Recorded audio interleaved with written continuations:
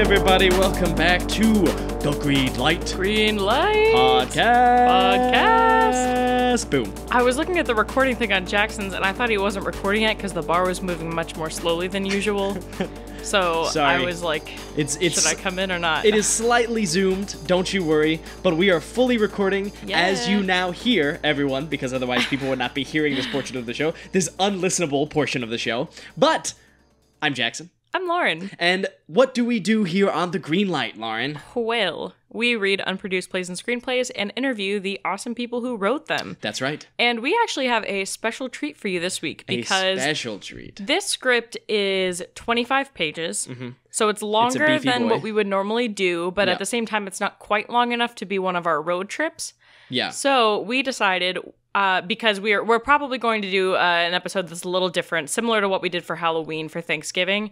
So we figured we'd give you a longer script this time to kind of hold you over. Something to chew on a little bit longer. Yeah. But the script that we are reading is Streetlights by Laura Barnes. This actually has been a bit of a long time coming. We've been going back and forth with Laura for a little while. She actually lives in Australia. She was doing exams, so she was like, I'm sorry, I'm very busy right now. Which is very valid. Lauren and I both freshly out of college, so we know what that is like. But yes, so Laura actually lives in Australia. In Melbourne. In Melbourne. Yeah. So she is hearing this right now, and any of our other potential Australian listeners are hearing this right now for the first time on Saturday, which is weird for me. Yeah. I don't know. It's just a strange deal. There's just such a huge time difference that, because I looked it up and I was like, oh, that's like 19 hours. They're like 19 hours ahead of us, which is just crazy to me. It is very significant. But that's exciting. So, time is a construct that we humans create so that we can... to trap ourselves. There you go. All right. It's the truth. But anyways, enough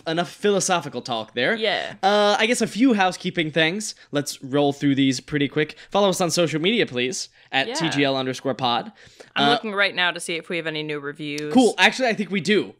I was going back and forth with I believe a gentleman on Reddit who said they gave us a review. That's nice. Yeah. And I reviewed his podcast back, so it was a nice little back and forth. But yes, give us an iTunes review, please. Be like our friend from Reddit who gave us a review.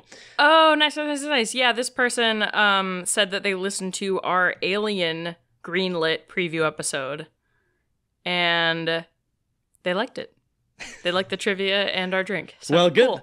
Cool. Both of those things we are about on the Green Light here. And if you want to hear more of things like that, more trivia, movie trivia, more drinks, subscribe to our Patreon. Because we have many, many Green Lit episodes where we talk about a movie. Yeah, because I will say, for this guy who just listened to the Alien preview episode, the full thing is on Patreon. That is true. So you got part of the trivia portion if you've listened to the preview, but for the full thing, you get not only the trivia, but you also get us rambling for 40 to 45 minutes about the full movie. Some slightly buzzed analysis. Yeah, which still very good analysis, I would argue, as a consumer. But that is us. What else do we have? Reviews, Patreon, socials. We have another podcast. Who is that? The Masked Singer podcast. Yes. If you like The Masked Singer, or if you just like reality TV. Yeah. Masked Singer rounding the turn of the season. We're really getting into like the final half. Yeah, true. Which is pretty wild. So get on that train. Well, it's crazy too, because we were planning on this just being a temporary thing, but we are planning on probably continuing it for The Masked Dancer. Yes. Which looks like it's going to be premiering right after The Masked Singer is over. Thank God. So we won't have to go we'll be doing a single this year week round, without a masked celebrity competition show,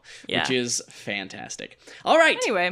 I think that's it. Yeah, so let's get into our detours. Our detours of the week. This is where we talk about things we have consumed in the past week. Most likely it's going to be a movie or TV show, or it could also be a book, a play, a 10-year-old video game that we did once. But we have 3 movies for you this week. Yeah. 2 of them are...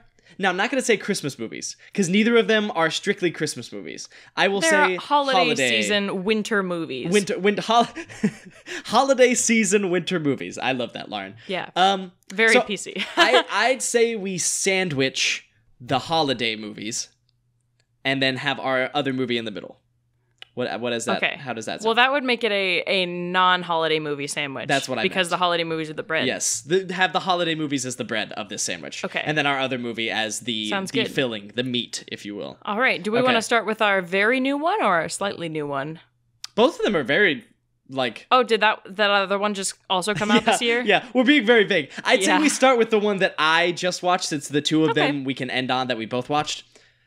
Holidate is a 2020 Netflix film directed by John Whitesell, written by Tiffany Paulson, starring Emma Roberts, Luke Bracey, Kristen Chenoweth, Frances Fisher, Andrew Batchelor, and Jessica Capshaw.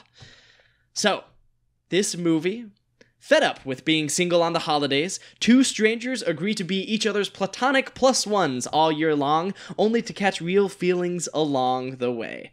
So, as I said, this film stars Emma Roberts and Luke Bracey, the aforementioned couple who have agreed they have not had great luck with relationships, respectively, and they are tired of their family asking about, where's you have a date for this holiday, etc., etc. So they decide to just be each other's holidate, as the title implies, and so now on all holidays they will accompany each other to any family gatherings, except really we only see Emma Roberts' family gatherings, like we see nothing of Luke Bracey's family gatherings. Like, I don't know if we see any of his family once. I don't even know if they mention his family. Luke Bracey's character's name is Jackson. Fun fact. Interesting. Emma Roberts' character's name is Sloane, so I'll be referring to them as those two names throughout. I'm not going to talk too long about this one. This movie, you know that meme where it's like, they had us in the first half, I'm not going to lie? Well, they had me in the first half thinking this was a bad movie. But the second half of the movie, Lauren saw sort of the end of this, and she's looking at me. End of it. She's looking at me as if she doesn't agree, and I get it. I just think that if the ending made you really think it was good, I can't imagine what the first half was. Well, sure. So, this movie is like a Lifetime movie on Netflix, is what I would say. Oh, definitely. Or like a Hallmark Christmas movie. One of those very much sort of, except it's a little raunchier, I will say, than those movies. Well, anything with Kristen Chenoweth, really. Kristen Chenoweth is very, her sort of deal is she always has a date for the holidays, but it's a new date every single time. And so that's sort of her deal throughout the whole thing. At one point, this isn't necessarily a huge spoilers, she actually steals one of Sloane's Emma Roberts dates, so that's fun. Kristen Chenoweth is great. The acting is fine in this movie. It really is interesting. The first half of the movie, like I said, I'm not gonna lie, they had me. I did not like any of the characters, I have to admit. By the end, Lauren, I kind of like the characters. I kind of like their journey. I brought this up with Lauren. If we ever actually put videos out on YouTube, which hopefully one day, but if we ever do, I want to start a series called Why Blank Movie is Actually Good, and talk about whether they're good movies or whether they're bad movies, talk about like the good things about them, why they're good.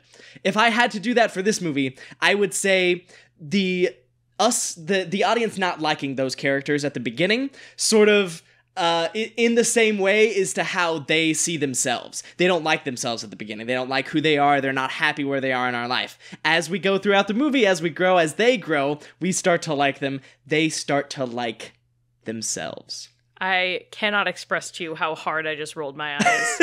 And you know what? That's fair. So follow us on YouTube, subscribe to us on YouTube. We might throw some stuff out there. But yeah, overall, if you're just looking for a little bit of a holiday cheeseburger, if you will, just a movie that's not going to make you think too hard, but is going to be slightly enjoyable with a group of friends, Holidate's for you. I wanted to talk about it because Netflix has been pushing it pretty hard, and since we watched it, I figured it would be good to talk about. I think it's always good to talk about new stuff. Yeah, it has a 6.1 out of 10 on IMDb. I'd say that's pretty accurate. I'd say that's right about where it should be. I haven't seen the whole thing, so I You guess haven't I seen can't the whole rank thing? it. Correct. Sorry, Lauren. But I would rank it lower, I think. I know you would. But Emma Roberts is good. Luke Bracey, once again, had me in the first half, but I started to like him later on. So, Holidate, it's on Netflix right now, very accessible, so watch it if that's your thing. Yeah. Alrighty. So, second, this is the sandwich of our sandwich. Yes, this is the meat, which is very appropriate that this is the meat, That's true. So this is not a holiday movie. Yes. This is the only one that is not new. Yeah. It is the Arnold Schwarzenegger film 1985. Commando. So, Commando, directed by Mark Lester, written by Joseph Lieb. Loeb, and Matthew Wiseman. Stars, obviously, Arnold Schwarzenegger, and that's really the only person I knew, so that's all and that's the only person you need to know. And a young Alyssa Milano, fun fact. Oh, true. Totally forgot about that. I am not totally caught up on my 80s film stars. I didn't even recognize her in this until, like, someone said, oh, yeah, that's Alyssa Milano. Yeah. It also stars Ray Don Chong, Dan Hedaya, Vernon Wells, Jay Molson, David Patrick Kelly. If any of those names sound familiar, good for you. But this movie is about a retired Special Forces colonel who tries to save his daughter, who was abducted by his former subordinate. Lauren, what are your thoughts on Commando? This is a good movie. This holds up. It does. And I really just find it hilarious that, like, they really found the groove of just giving Arnold one-liners. Yes. And it was to the point where, like, every line. You know, well, not even just his lines. I mean that other people's lines, I'd be like, oh, that was kind of a crappy piece of dialogue. But then they literally only said it to set up a one-liner for Arnold. All of the lines in this movie are either a setup for Arnold's one-liners or are Arnold's one-liners. And it is incredible. Lauren, I just pulled up the poster for this. I want you to read what is in the upper left corner. Let's party.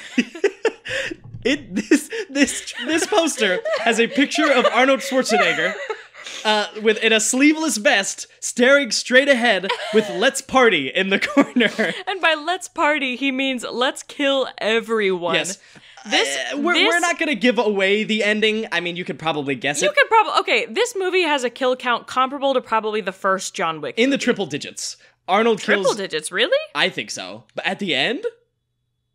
I don't know. I mean, John Wick, I believe the first movie is 71 kills, and then it goes up from there. I would say I don't know. I would say at least over 50. He does just kind of like gun down. I would say definitely over 50. Yeah, it is a large array of people that Arnold kills with weapons. I don't know if he kills any with his hands, with his bare... Actually, no, there are multiple people he kills with his bare hands. Definitely. Actually, for sure. This is peak Arnold. Now, I didn't do enough research. I just love the first time you see Arnold Schwarzenegger in this movie, it's just a shot of his bicep. Yeah. That's all you see of him off the bat. So this, when I look up Terminator on IMDb, I get every other Terminator. So this is a year after Terminator. Okay. So this is Arnold Schwarzenegger in his prime.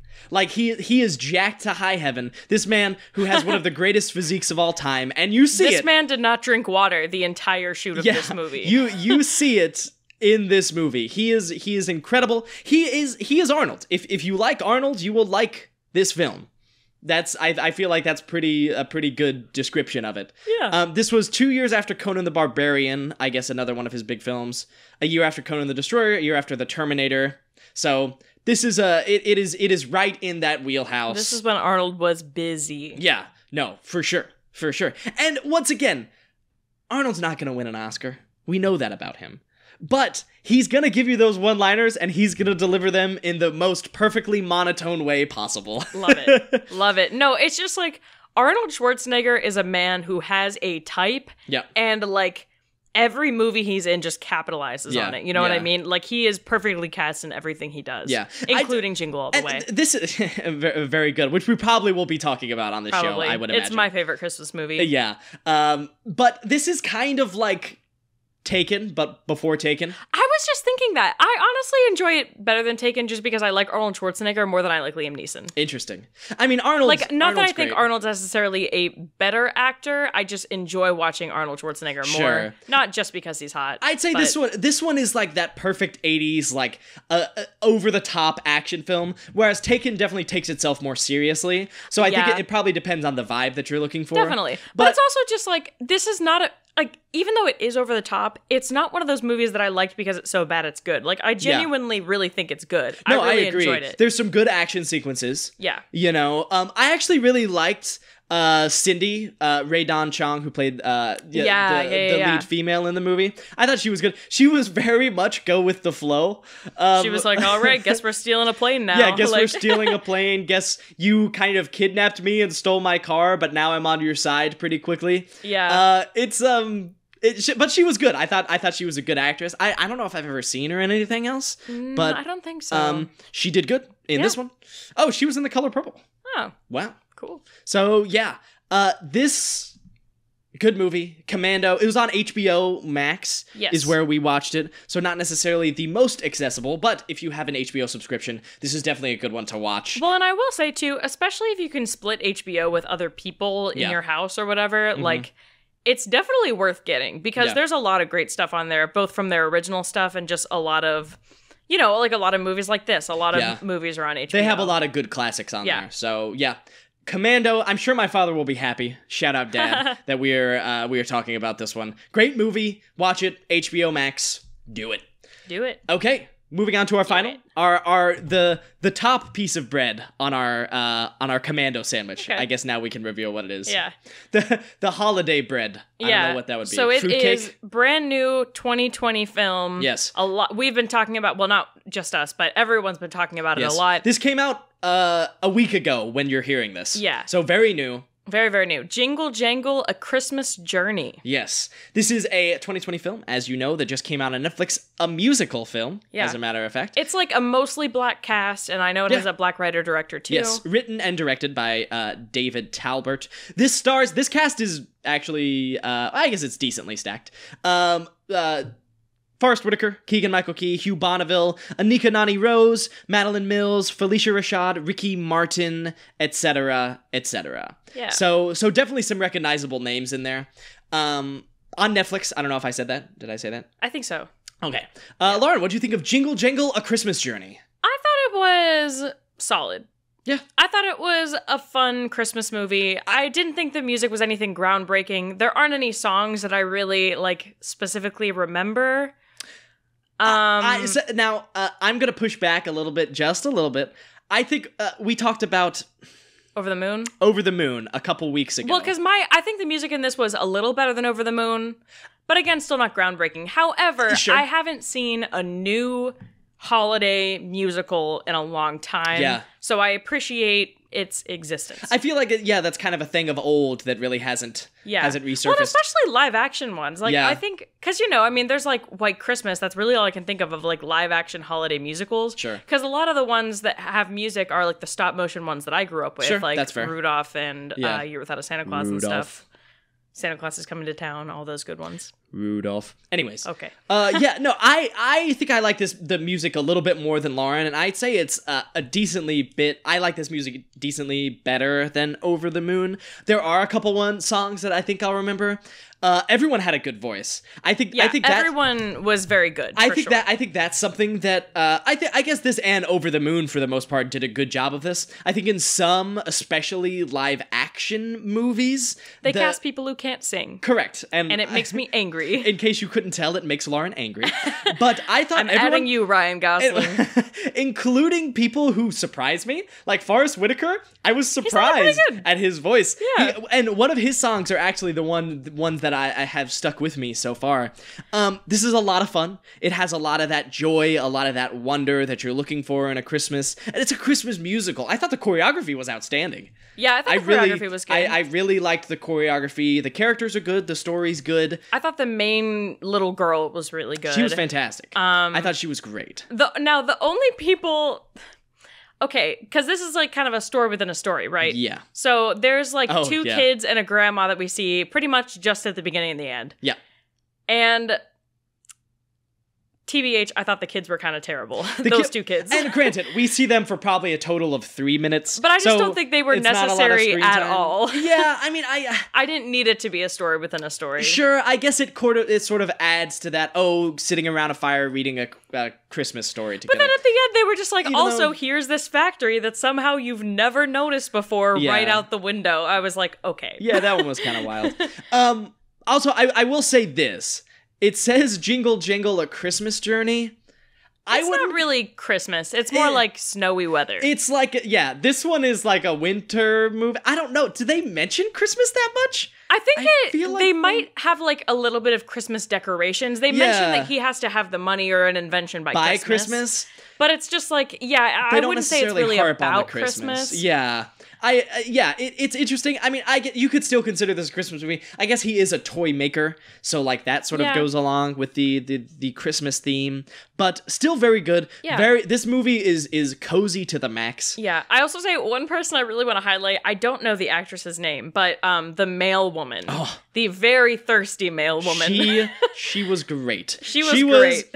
She was easily 30 years younger than Forrest Whitaker. Oh, yeah. Forrest Whitaker's character is named Geronicus, by the way. Oh, yeah. Great Geronicus Jangle. And Keegan-Michael Key Gustafson. 2 great names. But yes, the male lady really, really had a liking to Geronicus. Yeah. And she had no problem making notes. She had some of the best songs. Her songs were great. And also, she just, like, had... was it a quartet or a trio? Trio. Okay, yeah, she just had a trio of gentlemen. Singer-dancers. In what were they? Were they plaid? Wig. Were they plaid? I think so, like plaid or checked jackets. Checkered suits. Yeah, full suits. Not just jackets. That were just sort of like her hired hands. Yeah. That just sang and danced wherever she went. It was great. Entourage, it was great. It was, this is a good one for sure. A good family one also. Yeah. So, and a Christmas movie musical, which once again, we at least haven't seen in a while and don't really have a ton to begin with. So, definitely worth watching. This one's on Netflix, another one's super accessible. So, yeah, that's good. That was a solid, I think, detours. 2 fun new ones and a fun old one. There you go. Yeah. Anything else you have to mention about any of these film songs? I don't think so. Oh, one thing I wanted to just mention about our play that we're about to read. Yes, please. So, like we said, our playwright is from Australia. Yes. There is some terminology in this play that is kind of Australia specific. So, for example, you might hear the word torches. That means flashlights, not, actual torches with fire on them. Yes.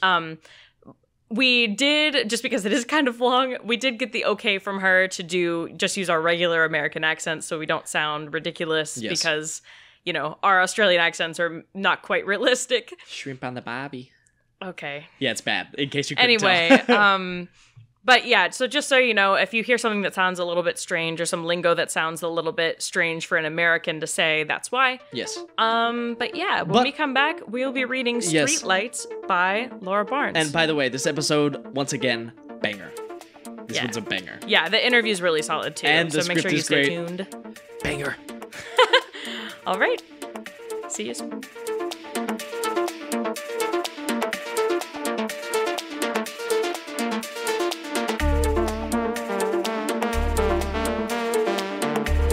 Everybody, welcome back to the Green Light. Green Light. All right, so like we said, we are reading Streetlights by Laura Barnes today. You might notice it's just us because, like we said, this is a longer script, but it's not super stage direction heavy. We actually had Will come in and record those stage directions that Jackson is very nobly going to splice together. This is a heavy editing episode. This is going to be a big one, folks, but I do it for all of you. Yeah. So you're welcome. If you want to pay me back quite literally, subscribe to our Patreon. But if not, sit back, relax, and enjoy Streetlights by Laura Barnes. I'm driving through the desert at night. Light pools are blinking in and out, but it's mostly stars and new moons and red dirt and the wind rushing through the windows open, hair in my face. Even when it's empty, for miles, the hum of electricity never leaves the nighttime, and I can taste the ozone and smell the rich scent of the nickel.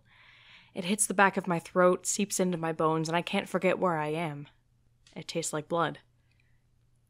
I look over and he's there in the passenger seat, and I look again and I'm alone. Desert dreams invading my senses and tears flying off my face as I drive away from here. Sometimes the corrugation under your wheels can sound like a conversation happening all around, my brain turning senseless noise into patterns, into speech, into more nothing. But this nothing has flavor. Dust, loneliness, aliens, extraterrestrials. I truly believe we are not alone out here. How else can I always hear it with me? How can the distant spots of light always exist? Streetlights, safe havens, or something else? I want to be abducted. People have been going missing. More than seems right for a town of this size. Sure, people run away to the city all the time, but not usually without telling someone. At least it was just fringe dwellers. People who no one really missed. I like to think people would care about me if I went missing. As much as I want to be abducted, I want to be missed, you know? Not forgotten, like a cigarette butt flicked out a window, gone in the wind, and never thought about again. Well, that isn't totally true. I think about them. I think about where they're meeting nature again. Which native animal is going to mistake it for food and end up with a stomach full of orange-wrapped cigarette filters? But most people don't think about that. Most people forget. Who knows? Maybe they will forget me. When I finally go home to the stars. Before. Scene 1. A phone ringing in the darkness. Hushed voices. Hey, you still on for storming the base tonight? Storming is a strong verb. Well, they deserve to be stormed. They're keeping aliens a secret. Calm down, Anna. This isn't the fucking X-Files. I know it isn't. Jesus, Liam. Are you coming or not? Redback Ridge at 10? Done. 2 spots fade up on stage. They are streetlights, safe havens of vision amongst the pitch-black desert. 2 people are on stage. Liam is well presented. Anna is somewhat disheveled. She's not holding together. You're late. I had to sneak out. Not all of us have parents who don't give a fuck. Rude. Roll me one, would you? Roll it yourself. Ah, come on. Liam rolls cigarettes, 1 each. How nice. We going? Yeah, come on, I know the way. It's bloody dark. I brought torches. The torches flicker to life. Torches are the only light during this scene. So what exactly are we looking for? Big signs that say, aliens here, crop circles and non-existent crops, or just a cheeky UFO spotting? I told you to stop making fun. Aliens are real, can't you tell? Haven't you noticed all the weird shit going on in town? Why are you so insistent? Aliens aren't real. They're not real. And when did you suddenly become a man of science? Besides, you came. You're welcome to leave. Silence. Did you know the first alien abduction in Australia was in the Nullarbor Desert? An alien abduction in a desert. Why am I not surprised? The family saw all these flashing colored lights and then lost 5 hours of time. It's the Nullarbor. Are you sure it wasn't just the Aurora Australis? It doesn't get that far north. Besides, it's cool. Don't diss my fun facts. Alien facts aren't fun. Are so. Are not. You suck. They both break into laughter. The relationship and banter is easy, and mostly comes naturally. Will you let me drive you out here next time? I am not getting in your death trap, no matter how many times you tell me it got roadworthy on the first go. Take anything to Murph and he'll give it to you. He didn't give Justin his. Yeah, because Justin's car was missing the muffler. If all bits are there, it's, yeah, she'll be roadworthy. You're such a cunt. It's a nice car. The suspension is too low for desert driving. Only if you don't know how to drive it. Which you don't. Do so. I learned to drive in the desert. Yeah, and a car with so much clearance, I could practically stand underneath it. Whatever. I'll get you around eventually. Holy shit, did you see that? See what? That.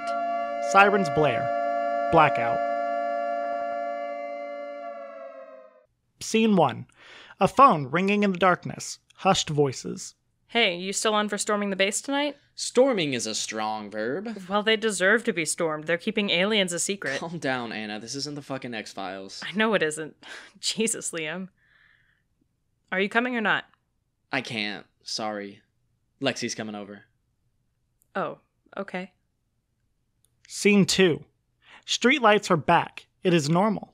Ash it. Ask yourself. I just lit mine. Stop being so pedantic then. It just makes me uncomfortable. The unashed smoke or a woman not doing what you say? Low blow. And yet you don't deny. You know it's not true. Do I? Name 3 women you respect in your life. You, Lexi, my mom. Okay, name 3 more. Man. I'm just not friends with as many girls, you know? Dig the hole deeper. Come on. Okay, I'm sorry. Whew, it's a cold night. But before I moved here, I thought the desert was always hot. Red sand and heat lines off asphalt. To be honest, I thought anywhere not in the city was. By not being near the city, hotter. Certainly not a man of science then. When I used to go camping as a kid, we always went cold places. In my mind, the desert was the foil to that. 2 different kinds of wild. And I get here, night falls, and the cold never left my bones. Maybe you just have shit circulation. Did I ever tell you about Ned Dwyer? No. So you did Scouts. You know the deal. Everyone's up talking after lights out. Cubs was the same, only lights out was earlier. 6 p.m. bedtime in the dead of winter. So, we're playing Truth or Dare or something, some game, and having an absolute blast. And then, enter Ned Dwyer. Out of nowhere, from the deepest, darkest back corner of the tent, we hear, "Guys, it's 6:30, go to sleep." Before he sulked for the rest of the night. We absolutely lost our shit. I miss Scouts, oh man. Time passes. Liam and Anna lie on the floor, smoking, stargazing. Relationships are hard.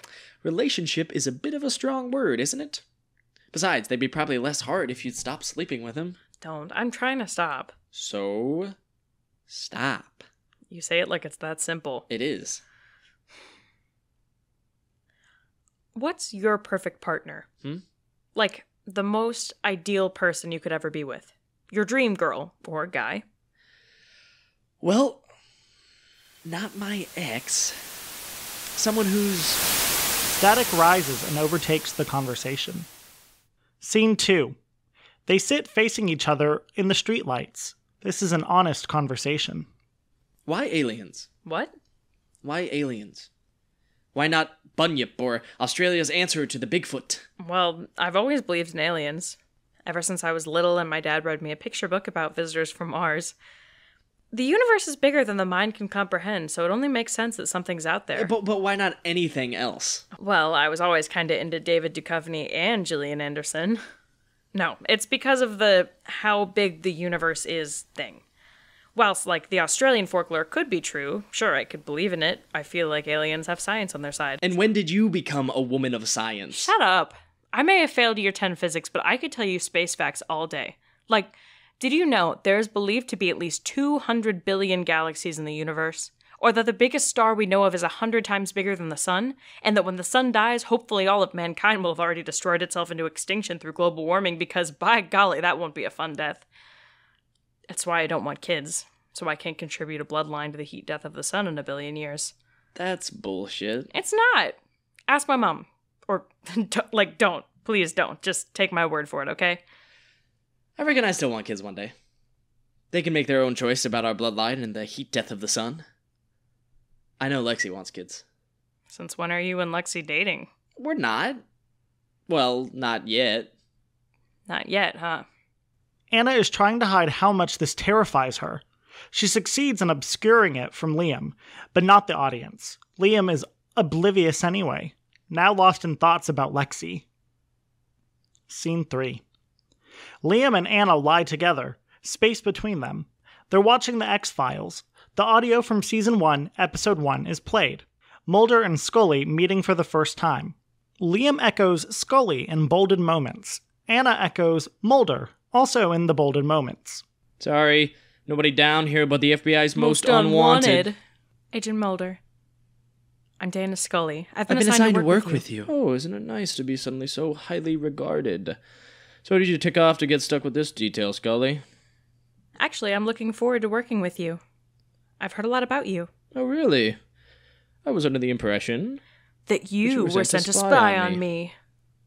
If you have any doubt about my qualifications or credentials, You're a medical doctor. You teach at the academy. You do an undergraduate degree in physics. Einstein's twin paradox. A new interpretation. Dana Scully's senior thesis. Now that's credential, rewriting Einstein. Did you bother to read it? I did. I liked it. So than most of my work, the laws of physics rarely seem to apply. Maybe I could get your medical opinion on this, though. Oregon female, age 21, no explainable cause of death. Autopsy shows nothing. Zip. There are, however, these two distinct marks on her lower back. Dr. Scully, can you ID these marks? Needle punctures, maybe. An animal bite? Electrocution of some kind? Here's your chemistry. This is a substance found in the surrounding tissue. It's organic. I don't know, is it some kind of synthetic protein? Beats me. I've never seen it before either. But here it is again in Sturgis, South Dakota. And again in Shamrock, Texas. Do you have a theory? I have plenty of theories. Maybe what you can explain to me is why it's bureau policy to label these cases as unexplained phenomenon and ignore them. Do you believe in the existence of extraterrestrials? Logically, I would have to say no. Given the distances needed to travel from the far reaches of space, the energy requirements would exceed a spacecraft's capabilities. That conventional wisdom. You know this Oregon female? She's the 4th person in her graduating class to die under mysterious circumstances. Now, when the convention and science offer us no answers, might we not finally turn to the fantastic as a plausibility? The girl obviously died of something. If it was natural causes, it's plausible that there was something missed in the post-mortem. If she was murdered, it's plausible there was a sloppy investigation. What I find fantastic is any notion that there are answers beyond the realm of science. The answers are there. You just have to know where to look. That's why they put the I in FBI. See you tomorrow morning, Scully. Bright and early. We leave for the very plausible state of Oregon at 8 a.m. She smiles and walks out. Scene 4. A phone rings. Got desert time tonight? Would you be up for something a little different? Gotta be honest, probo not. Fine, I'll do desert. Bring a backpack and your torch. Not your phone, the equipment messes with it. I'll have walkie-talkies. Where the fuck did you get walkie-talkies? They were my mom's. Vintage, whatever, they work. I've tested them. Jesus, Anna, where's this coming from all of a sudden? No phones, going out to the desert every other night? Does it matter? You don't believe me. But I'm your friend and I'll come along. Better than sitting around at home. Exactly. Redback Ridge at 10? The sun needs to be fully down. Sure. I'll see you then. Redback Ridge, 10:15. You're late? Sorry. Traffic was bad. Whatever. Come on, I found some satellite images online. We've been going the complete wrong direction. Big surprise. Fuck off. It's this way. You sure? You don't want to cross-reference your satellite images with the current locations of the Zodiac? Are you just going to make fun of me? Because you can go. You drove, drive off again. No, I'll stop. Fine. There's silence as they move through the desert. Stop. What? Shh, stay here. Anna, stop touching me. I'm not. The walkie-talkies begin to blare static. Are you doing this? Did you set this up? No, What's going on? Liam? Liam! Strobe lights come on, and sound reaches peak. Blackout. Lights up. Anna is alone on stage. During. Scene 5. Anna is in the desert, alone. She smokes. The movements and motions of the earlier desert scene repeat. Liam is missing, and it's super fucked up. Like, he just vanished. No goodbye, no closure, that's for fucking sure. And it's like, I didn't realize how much space he took up, but suddenly he's gone and there's a void. No more goofing off on the ridge. No more sneaky darts and childhood stories. I can't even cook him dinner. Not that I was any good, but I'd offer, you know? Principle of the thing. And he just up and vanished. I spent days crying. Well, not really days. Life pushes on. It keeps going and dragging on through the sludge and thick shit and crying in the dingy work bathroom through all of it. Whenever I cross 2nd Street, all I can think of is him. And my chest and lungs seize up. I don't want to take another step closer, but I have to. Work is on the other side. And so I do. And inside I'm a wreck, and I keep my head down and try not to breathe too hard because maybe this time I won't make it. If I do breathe too hard, that is. I go stiff as a corpse. Can barely make my legs move. I'm not sure whether I'm scared of his memory or what. Anna's phone rings. The ringtone is UFO by Sneaky Sound System. Oh, hey, Justin. Now just going out to the desert. Maybe you could come help me look? They're not sending out search parties anymore. Don't. He's not like that. This isn't like him. What kind of question is that? I'm out of my mind, that's what I am. What do? I can hardly sit still. I can't see continuing without him, but that's becoming a reality, and it's killing me, Justin, ripping me apart. Scene 6. Anna curls in a ball on the side of the room, rocking back and forth. There are moments in the dialogue where she may overlap, repeat, or say Liam's lines simultaneously. The terms alien abduction or abduction phenomenon describe subjectively real memories of being taken secretly unwillingly by apparently unhuman figures, aliens, and subjected to complex physical and psychological procedures. People claiming to be abducted are usually called abductees or experiencers. Typical claims involve being subjected to forced medical examinations that emphasize abductee reproductive systems. Poke, prod, dream, spit, bite, tear. No.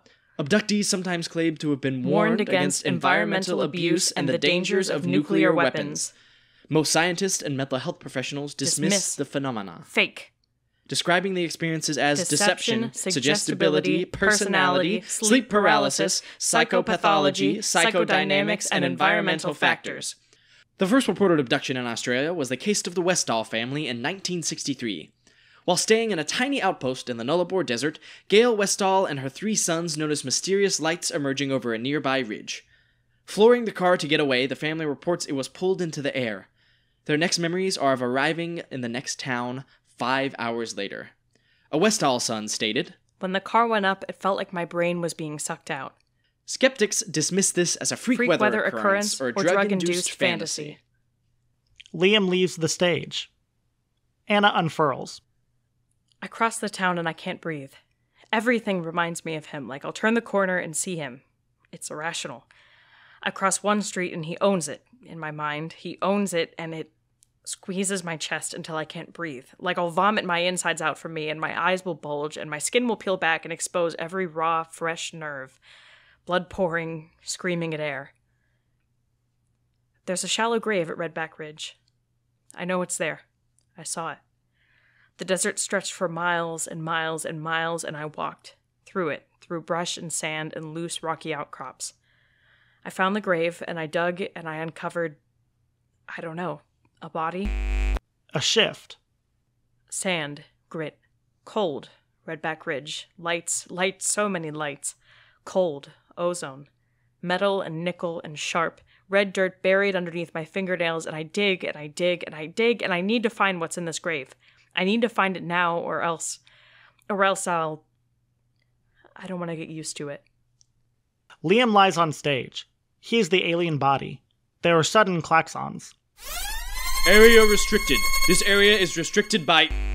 You are to leave the area immediately. Any intelligence of this location will be... prosecuted.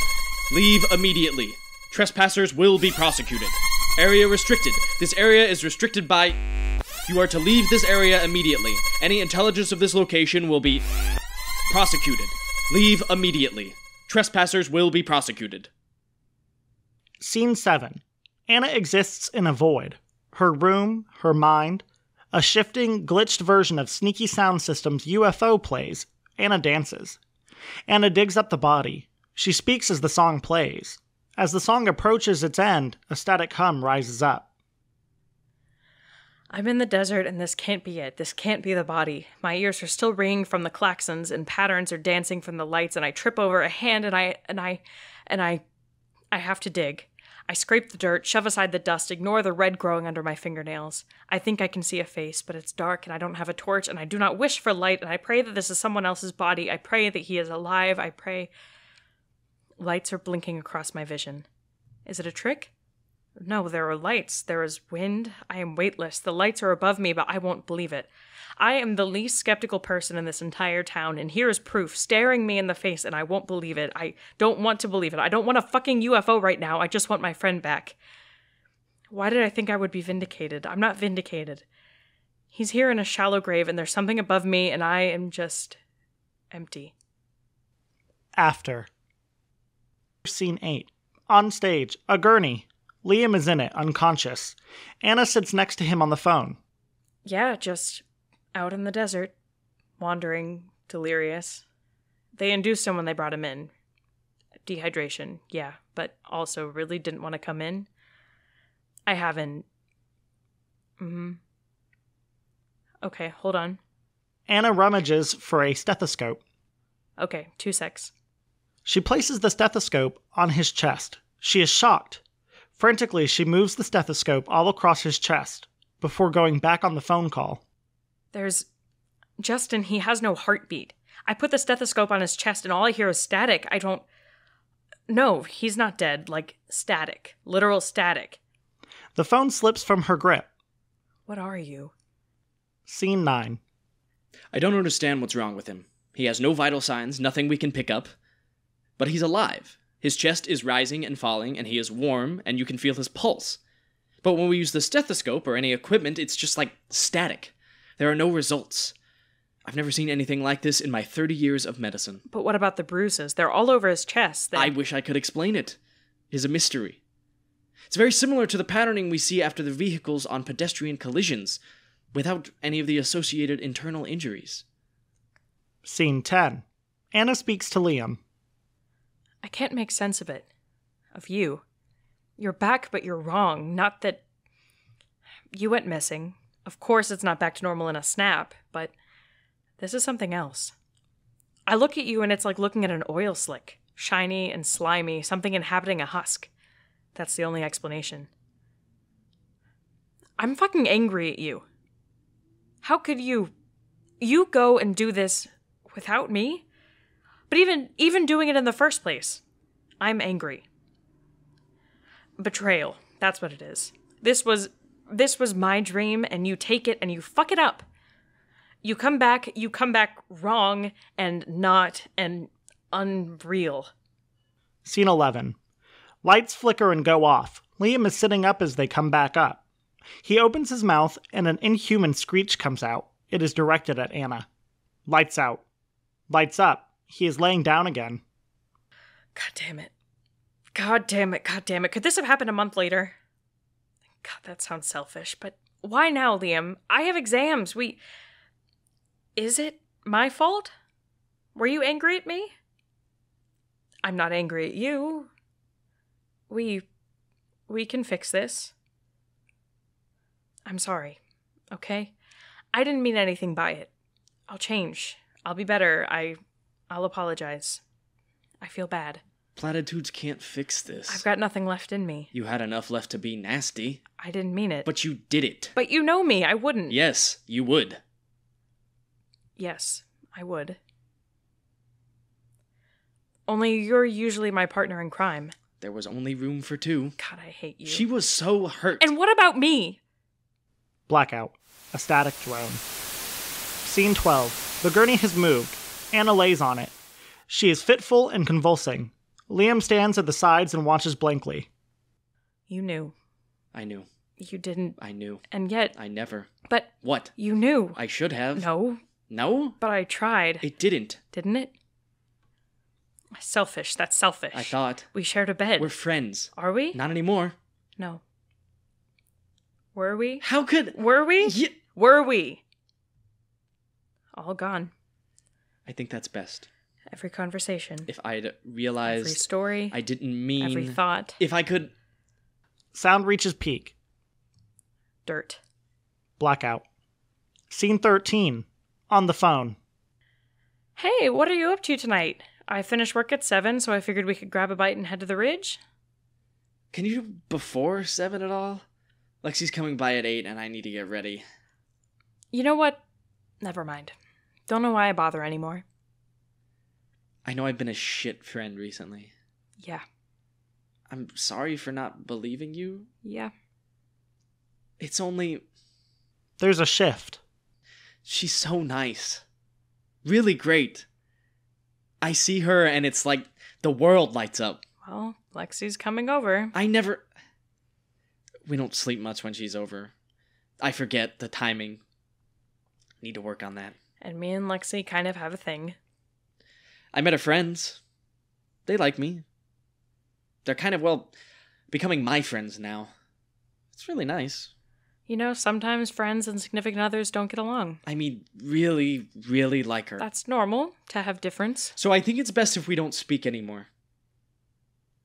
For the best. So fucking forgive me for feeling like you've been fucking abducted by aliens or something. That's what it's like. What's wrong with you? I've been freaking out about this. About you not getting on. And you... I can't. Scene 14. Hey, can you tell your girlfriend and them and everyone else to stop messaging me? I just need some time and space. Like, just a bit, please. You have the whole fucking desert. I'm busy, okay? I said I'd message her soon. After work settles down and school's off my back, I just need time. I haven't even been out to the ridge. For the record, I didn't ask Lexi to message you. She was worried. Well, I don't need the worry, okay? Consider it gone. Honestly, Anna, I think the time for reconciliation is over. The fight goes out of Anna. She's been punched in the stomach. What? You said next week 2 weeks ago, and not even a message. A placeholder, something. I've been busy. That's not an excuse. How? You know I've been pulling double shifts. And you couldn't send a single message. It's not that simple. No? No, I've been a nervous wreck. Everything I have went into making it out of bed and into work and not killing myself in between. I don't think we should be friends anymore. Is this really what this is about? Or is this just the excuse? I don't think we can be friends anymore. Scene 15. The doctors say he died last night. Properly died, no coming back, stiff kind of dead. I don't really want to see the body.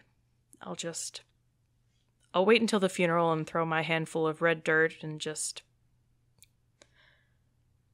I want to go back to my safe pools of the orange-yellow light, standing out in the desert from miles away, teeny little spots interrupting the darkness like a full stop. Ellipses, spread out over the highway and isolated. I never knew losing a friend was so violent. When you drift apart, it's different, like reaching a fork in the road, and the two streams diverge there, and you were once together and now separate, and it's natural and expected. But the sudden loss is different. It's waking up one day and missing a limb.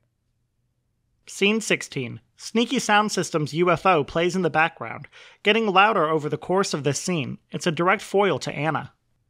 Scalpel. Anna slices down the center of Liam's chest. Autopsy report. External examination. The body is that of a 186 centimeter, 89 kilogram white male who appears to be the recorded age of 21 years. The body is clad in a white gown. The scalp is covered in long brown hair that he should have cut. There is thick brown facial hair on the chin and lip regions. Internal examination. The muscles of the chest and abdominal wall are... The subcutaneous tissues are dry. In the left chest wall is... The organs are in their usual anatomical positions. They're not. Lie. The lungs are well aerated. There is some lateral adhesion of the right ventricle to the right lateral portion of the pericardial sac. The ribs have trauma. The brain has trauma. The mind has trauma. Cardiovascular system.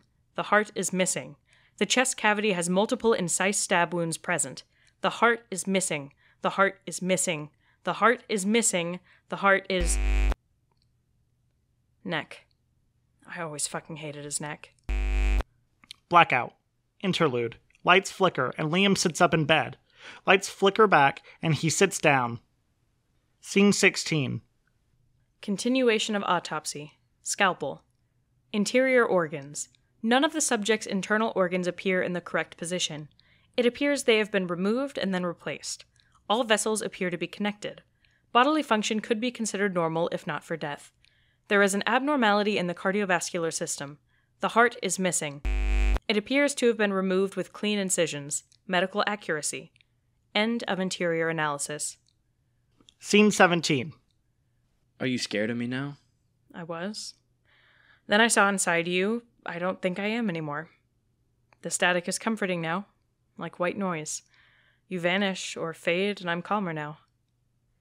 I'm still afraid of you. Is my static that loud?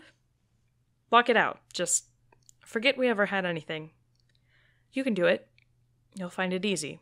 I promise. Coda. Liam speaks on the phone. He is happy. Yeah, I'll see you soon. I love you. Bye. I gotta... Bye! He texts. He is normal. This is Liam. They meet. Oh. Hi. Hey. Didn't expect to see you here. Yeah, I'm picking something up for Lexi. Right. Listen... I should go. In a hurry. Got work. Right. Well, it's been, a while. You too.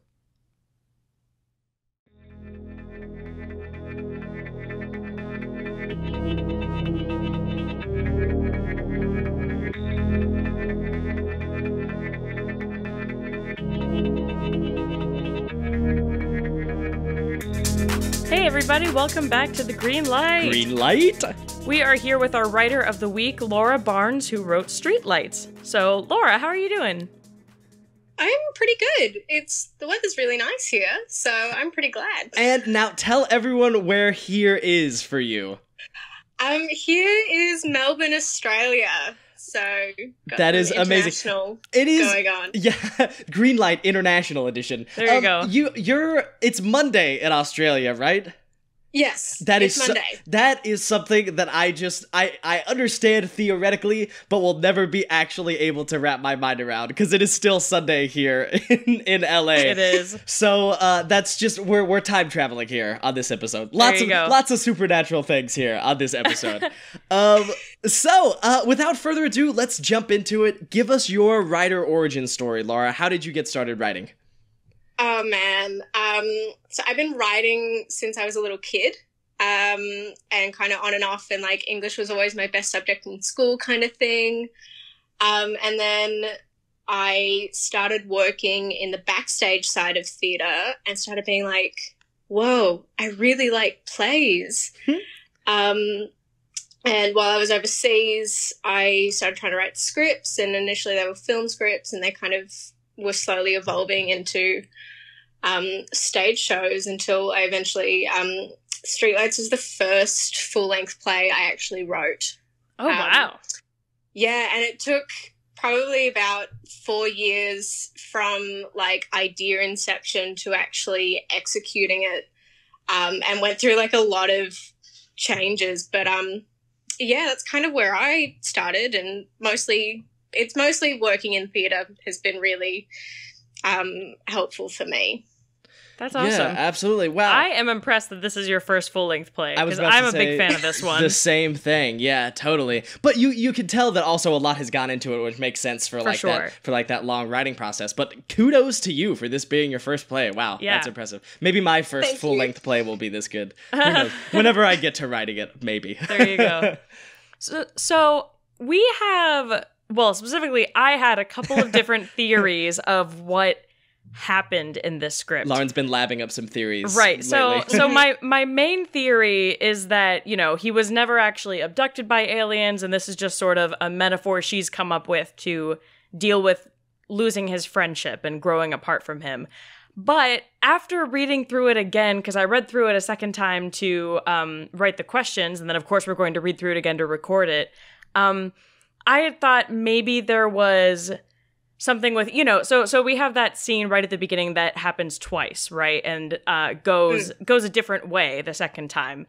And I was wondering maybe if that created alternate timelines. So there was one scenario where he did get abducted, and another one where she lost him all the same, but he was lost because, he got a girlfriend that she didn't get along with, and they just weren't friends anymore. So if you don't mind spoiling it for us, which one did actually happen? So when I wrote it, it was the first one, but I absolutely love the alternate timelines theory, and I love so much. And so maybe because it's still, like, obviously a bit of a work in progress, and it's like I'm still working on it all the time. So maybe next time I can do it with that in mind and see how that changes things. Wow. Okay. Wow, look at you, Lauren. We got we're interviewing a couple writers today, Lauren and Laura. No.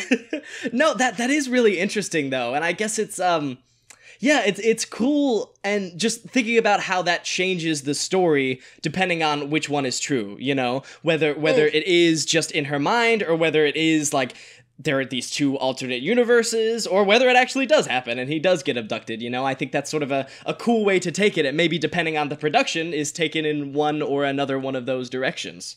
Yeah. Yeah. Absolutely. Yeah, totally. So good job, Lauren.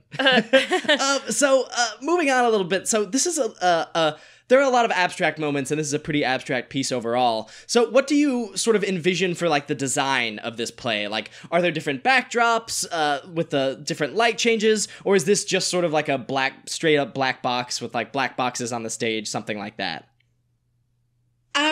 So the design that I kind of thought about, and, like, because in backstage work, I do lighting design as well. So cool. Whenever I write plays, I'm thinking a lot about the lighting and how the technical elements work. But I envision it as like black box theatre carpeted in red dirt. And just, I know I say two in the script, but someone was like, if you put three streetlights on the stage, that would be really cool because you can like use it in different ways. And I was like, whoa. So like 3 streetlights coming straight down, and that's predominantly how most of it is lit and presented. So that's how I've always kind of visualized it, like quite bare, and like working with the dialogue more than having like literal interpretations of the locations and stuff like that. Yeah, absolutely. I really like that. I actually think, looking back on it now, I think you can definitely tell that this is written by someone with experience with lighting design, because there are a lot of mentions to the way light is used and things like that. It's really cool, and something that I think probably a lot of playwrights don't think about. When you write, is that always something that's sort of on your mind? Like, are you always thinking about how you can use lighting to make this more you, to make this more in the world of the play, etc.? 100%. Like, in another thing I wrote, there was like a little scene where it goes from, like the sun is like still in the sky to like it becomes nighttime. And that's like over the course of the scene, the light is meant to shift with it. And the fact that that was in the stage directions at all, I think speaks to how much light, how much I think about light when I'm like writing and planning things, because I think visually, and I think in like terms of also like this is what it would look like as I write, which for someone who does that, it's got Streetlights has amazingly few stage directions. Yeah. But yeah, so that's kind of where I come from. No, Awesome. yeah, that totally makes sense. That totally makes sense. I had something that I was gonna say, and then I totally lost it. So we could keep going, but it's something on lights. If I start screaming about lights in the middle of a question, you'll know why. Okay. Okay. So let's talk about Anna. So we get a few hints about her personal life. We know that she works a lot. Maybe she doesn't have the best family life. Wait, she might not be. Oh, okay. Can I stop you? I remember what I was gonna say. Okay. So, just real quick, that what you were talking about and just using lighting, I feel like really goes back to something that we talk about a lot on this podcast, which is accessibility and being able to do I was plays thinking everywhere. that you were going to talk about that. Yes, and you know me, Lauren. I love accessibility. So I love that, obviously lights are expensive in themselves, but, a lot of theaters or places where you would be doing this have built-in lights. So you can use what is already in the space and you don't have to add extra things. Lighting is something that you can easily do with little resources. And so I love, but it's also something that you can really convey a lot of things with. So I love the use of that. Sorry, rant over, back to the questions. All right. So getting back to Anna. So we know that, she works a lot. She maybe doesn't have the best family life. She might not be super financially secure based on her barely roadworthy car.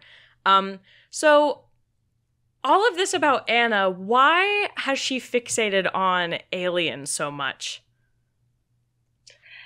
I think Anna fixated on aliens because it is something bigger than herself that she can believe in.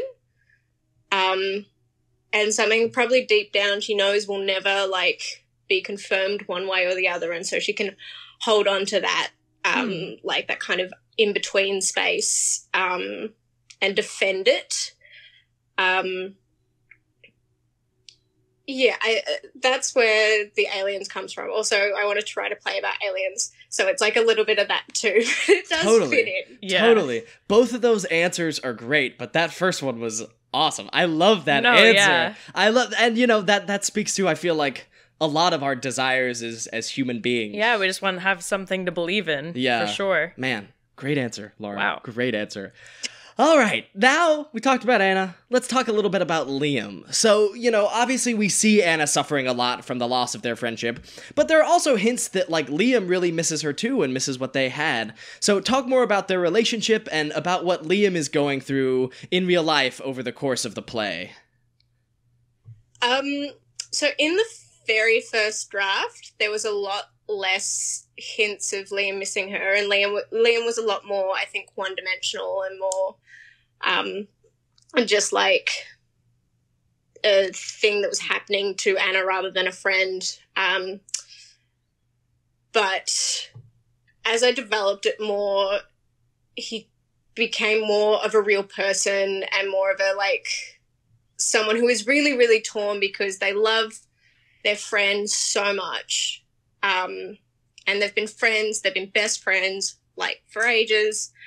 But they have a new girlfriend, and it's, like, this clash of loyalties, of, like, I have to go with my girlfriend because she's my girlfriend, and if that means the end of a friendship, that means the end of a friendship, and it still sucks.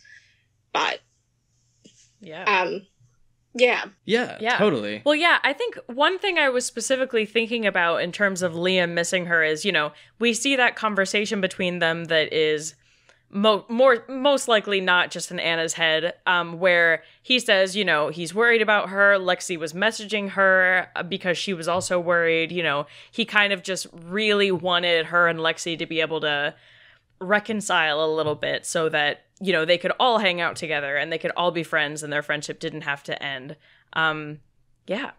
Oh, that actually brings up another question in my mind, just going off of that. In sort of, obviously we see sort of the tearing apart of both Liam and Anna, and I'm sure both are to blame to a certain extent. But so how do you sort of see that in your mind? Like, how much of this is Liam choosing Lexi over Anna, and how much of this is Anna not being able to accept Liam in a relationship with someone else? I think honestly, it's probably a lot more on Anna. And like coming from a spot where I'm like most sympathetic towards her, she's like the main character, she's my point of view character. But I think a lot more of it is actually on her not being stubborn and not kind of accepting this change, rather than Liam changing.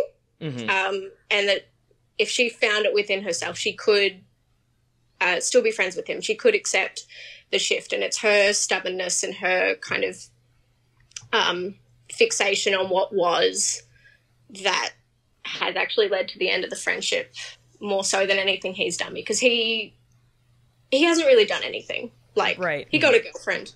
And it started happens. being a bit of a shit friend because of it. Like, Yeah. No, totally. Yeah, and I feel like, you know, if it's easier for her to process this as thinking he got abducted by aliens and then died, you know, that means that she clearly is averse to change. There are some things she might have to work out. It turns out. So probably my favorite scene in this play it's towards the beginning, but it's when Anna and Liam are watching the scene from X-Files and they're kind of talking over the characters. I just think it's such a great slice of life moment. It really communicates their relationship well, you know, when it was at its best. But it doesn't really have any exposition. So talk about your inspiration for this scene. Oh God, what was it? There was something. Oh. I can't even remember what exactly it was, but I think I saw a play or something that had something a little bit similar to it, like talking over this dialogue that was being presented. I was like, this play that I'm writing is super referential. Like, you can't write something about aliens without at least talking about the X-Files, and it's like quite heavily inspired by a bunch of different stuff. So I was like, I want to bring in the X-Files, like, straight up into it, and actually, like, have it presented on stage so everyone in the audience totally understands exactly what we're about.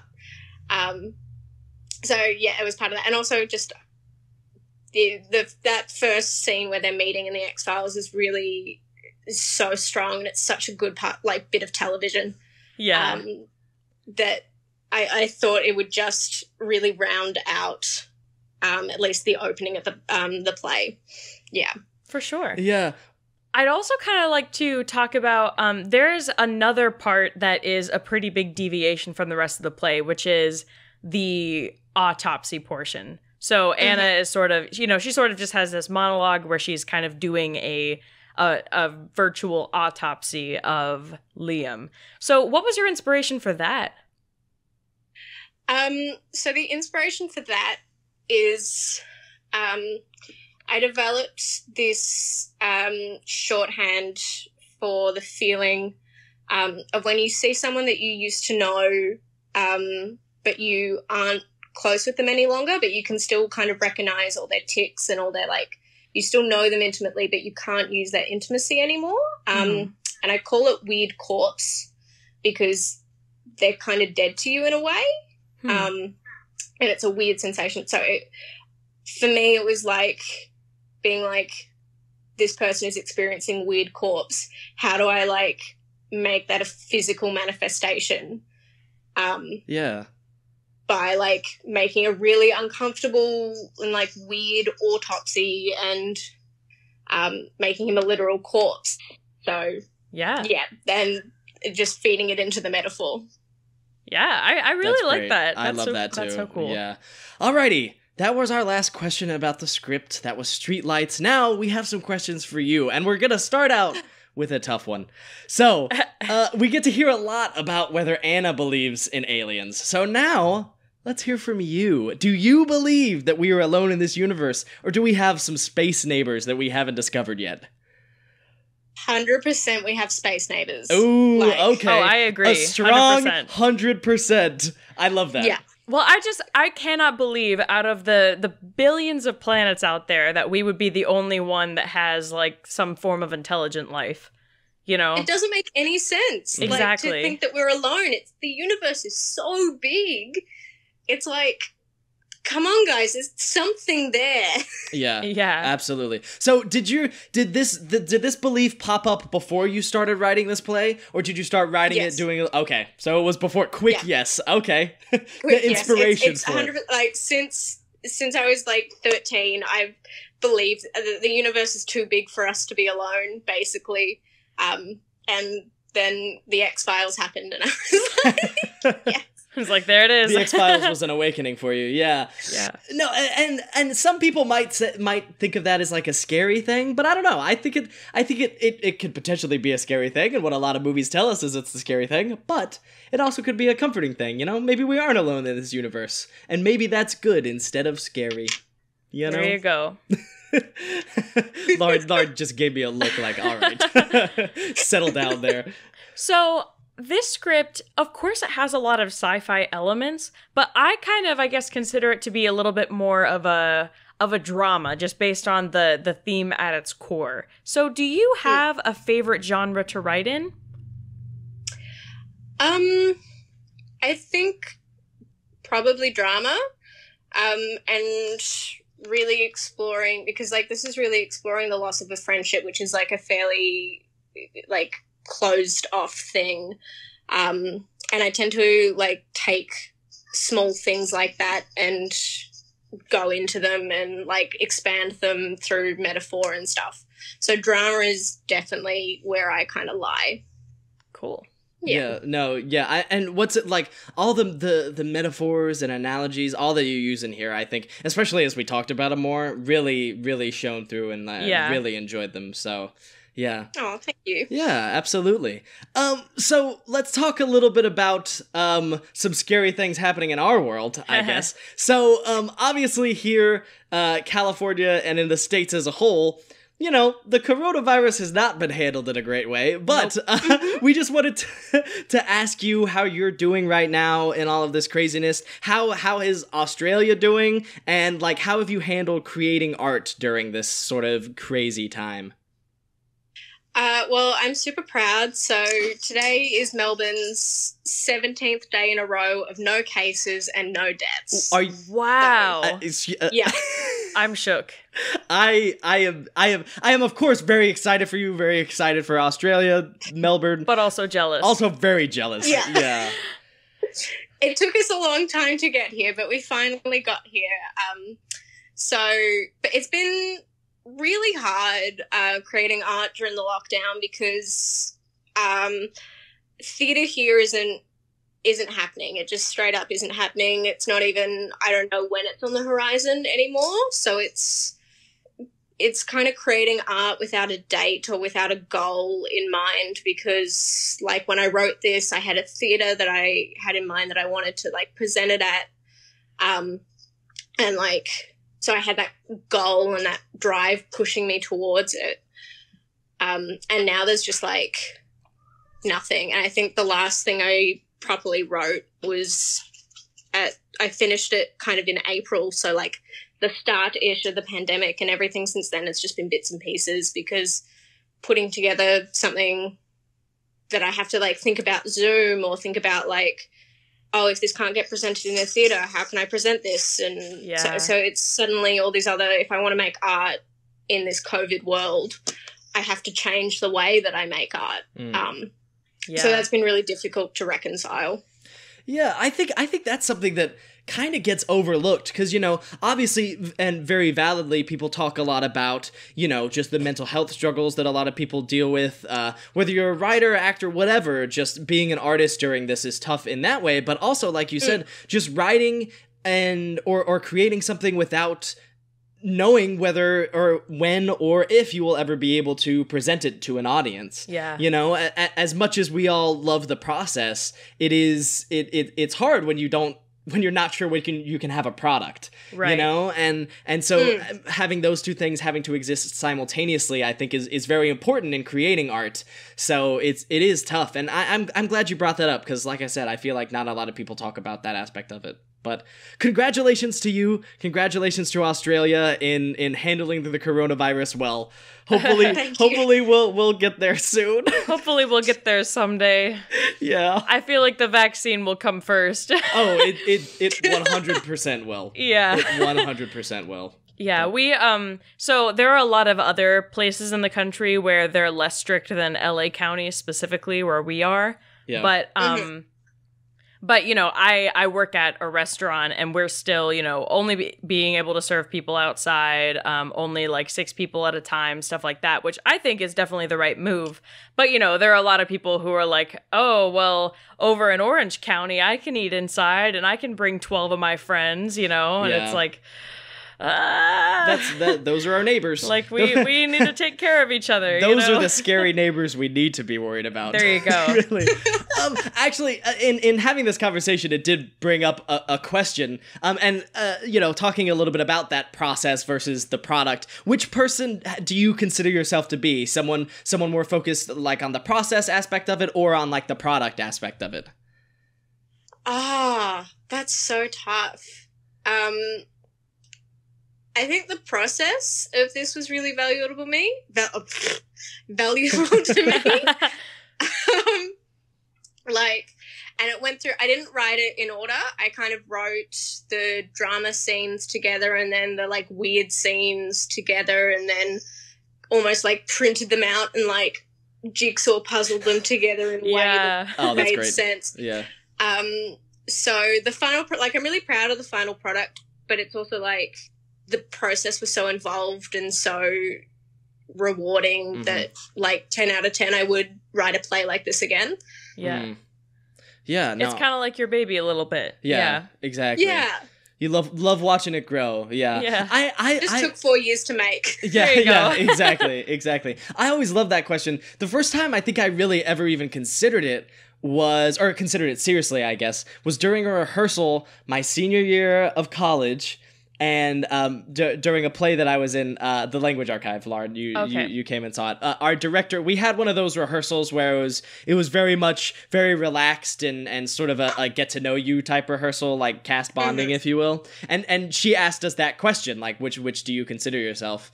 And I think that is such a tough question. And like in my mind, I feel like the process is for me, the product is for everyone else. So so of course, you know, like. Doing it night in, night out is fun, but the process is really where you get to grow as an artist. And I mean, you could even consider the product itself to be a process, especially if it's theater, because you're continuing to develop and grow it. So I'm not really going to answer the question, is what I'm going to say, is I'm going to sit on the fence. There you go. So finally, this is our last thing we have to ask you. I know. It's you've been like very concise, so Yeah. we're thrown off guard. I'm sorry. People usually no, you're fine. No, it's been great. No, it's been great. Yeah. Yeah. So you might know this already, but we do a segment every week where we talk about a movie or a TV show that we've seen in the past week. But we want to do it a little bit differently. What is your favorite alien or extraterrestrial related movie or TV show that you would want to recommend to everyone? Ooh.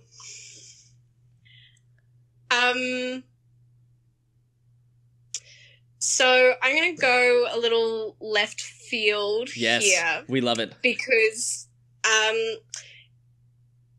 from what I know now, it's not a very good movie. Okay. But Signs by M. Night Shyamalan was my very first exposure to alien movies of any kind, and it terrified me and fascinated me to no end. So that was like I was probably about 8 when I saw it, and if you've seen it or know it, you probably shouldn't show it to an 8-year-old. But yeah, and like there are images from that movie that just stuck with me in a way that like E.T. never did. So yeah, that's what I would say. That's great. I love that. And like I think, you know, there are some movies that you remember because they're good, and there are some movies that you remember because they're impactful, and I think both of those can exist and both have very valid reasons for existing and being. So I really like that. Can I give a second one? Oh my god, I just remembered. Of course. Scooby-Doo Alien Invaders. Yes! That's so good. Balls to the wall banger of a film. Yeah. That is fantastic. Love it. I don't think I have anything else to say on it. We watch a lot of Scooby-Doo in this house. We've watched a bunch of the older Scooby-Doo movies recently. Yeah, we have. So we will have to add that to our list, actually. I don't know if I've ever seen it. But I've seen it, but it's been a long time. Yeah. I love this combination we have here. Scooby-Doo and M. Night Shyamalan. Yeah. You know, they exist in the same universe, I think. They have to. A couple months ago, we actually watched the original Alien movie with Sigourney Weaver. Oh. Yes, we did. And it held up, actually. It was really good. It. Yeah, really enjoyed that. Well, Laura, that's all we have for you. Is there anything else you have for us? Do you have anything you would like to plug? Anything coming up in your life or anything like that? I've got nothing to plug because nothing's going on in Australia at the moment. Sure. But yeah. Also, no, I was going to say I've never seen Alien. So I wrote a play about aliens and I've never seen Alien. Wow. So well, honestly, you know, hypocrite. This time a couple months ago was the first time I had ever seen it. Yeah. So we're only slightly ahead of you, but still, we will shame nonetheless. No. But yeah, I think that's all that we have. Yeah. Am I correct, Lauren? I think so. Okay. So if you are interested in producing this script, you know, whenever theater comes back, or even if you're interested in reading it, if you want to get in touch with Laura or read any of her other work, blah, blah, blah, her email will be in the description below. Yes. And I think without further ado, we can let you go, Laura. Thanks so much for coming on the show. We really appreciate it. Yeah. Thank you. This was such a good time. Thank you so much. Absolutely. All right. Bye. All right. Bye. Bye.